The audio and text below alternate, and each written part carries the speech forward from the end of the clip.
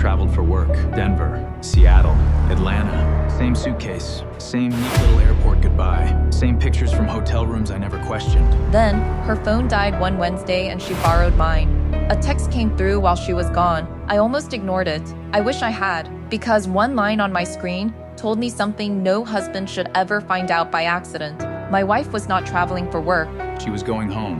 My name is Jason, 35 years old.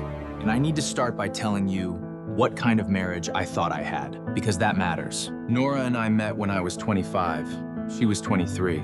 We got married 2 years later. By 30, I thought I understood her completely. Her habits, her moods, specific way she packed a suitcase, and the specific way she said goodbye at airport departures, with that small, efficient hug that I had always read as her being emotionally reserved. I understood now that it was something else entirely. The conference trips started about 8 months into our marriage, monthly at first. Then every 3 weeks, like clockwork. Nora worked in pharmaceutical consulting. Travel made sense. The industry made sense. Everything she told me made sense because I had no reason to look for the gaps.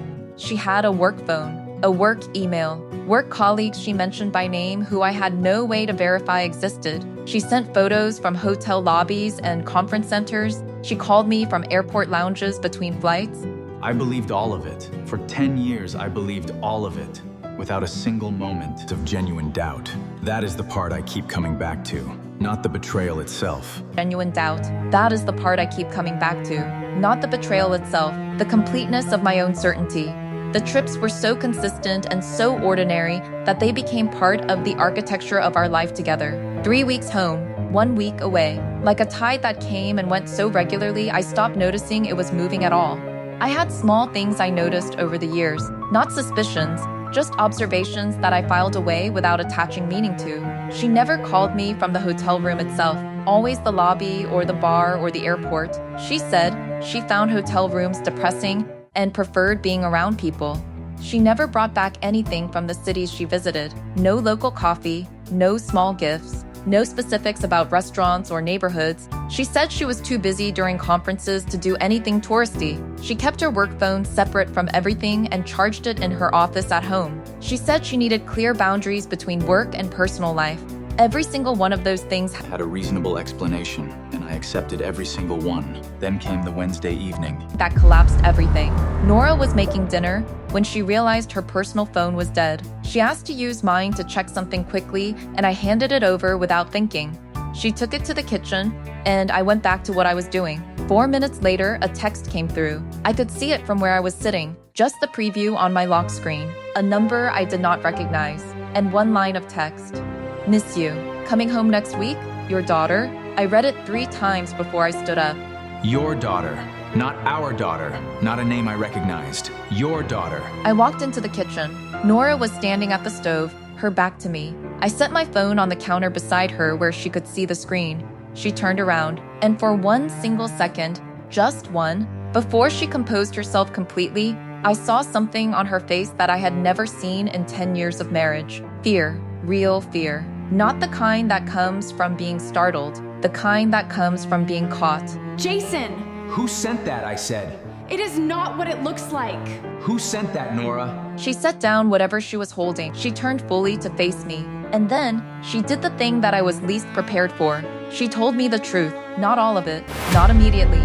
It came out in pieces over the next 2 hours as I sat at my own kitchen table and tried to hold on to some version of reality while the one I had been living in dissolved completely around me. She had a daughter, 9 years old, living in Portland with her father, a man Nora had been in a relationship with since before she and I got married. A relationship she had never ended, a life she had been maintaining in parallel with ours for the entire duration of our marriage.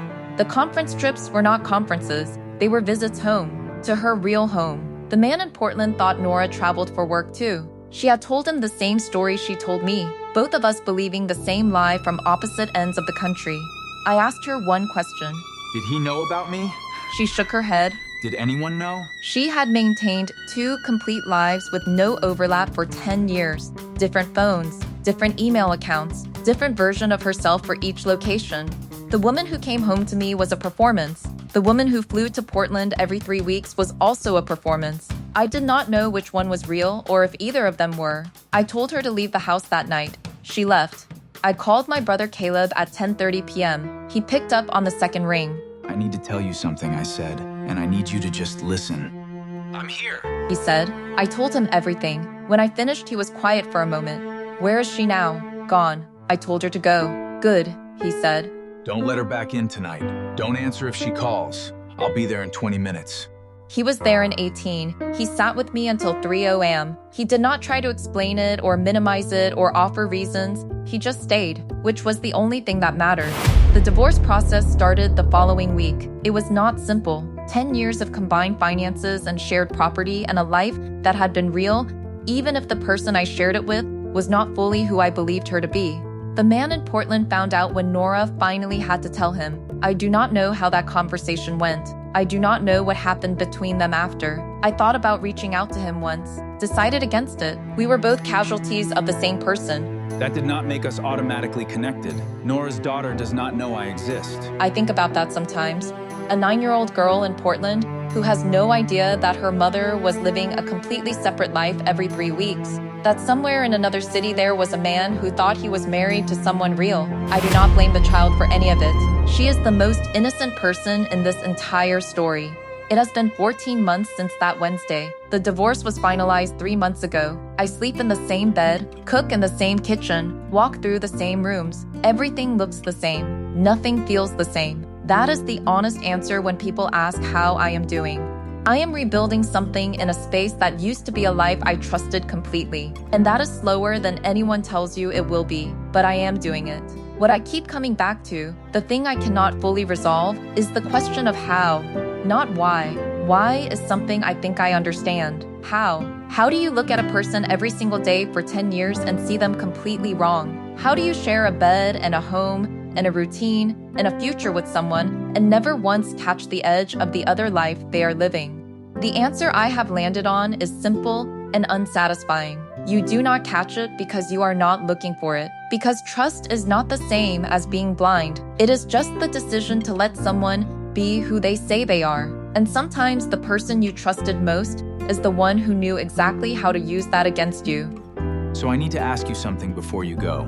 Is there someone in your life right now that you have never once questioned? Not because you are suspicious, but because the thought has simply never crossed your mind. Drop a comment, because sometimes the things that destroy us are the ones we never saw coming. Not because we were not paying attention, but because they were that good at making sure we did not have to. Drop a comment. Have you ever trusted someone so completely you never thought to look?